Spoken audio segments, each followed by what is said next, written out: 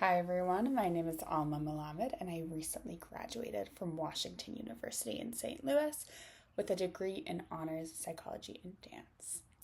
Although my college application process was a little bit unique because of COVID, I still remember that time as a time for deep personal reflection. I remember how stressful the whole process was. Finding suitable extracurriculars on top of excelling in academics and studying for the SATs, all of which I had to compile into one application that somehow described the whole of who I was. It kind of felt like a puzzle, where I was putting all the pieces of my identity together to describe a clear and coherent story of who I am to the admissions committee. So here's my advice. Have some fun with it. Use this time to reflect. Share the story you've never told and highlight the parts of yourself that others may not always see.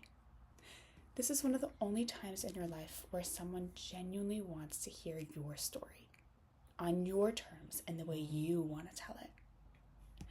In my college admissions journey, I discovered my passion for dance education. I've always loved being a teacher.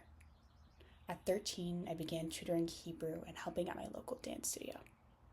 Assisting the teachers soon turned into leading private and group lessons, and now I've been teaching dance for over 8 years. Over time, I realized that it wasn't just about dancing, or even about teaching. I was fascinated by how people learn to dance. This intersection of movement, learning, and psychology became my niche. And it wasn't until I sat down and wrote my essays that I realized how unique that was, how that made me stand out. For me, forming my college application became a form of learning about myself, who I am, and who I will become.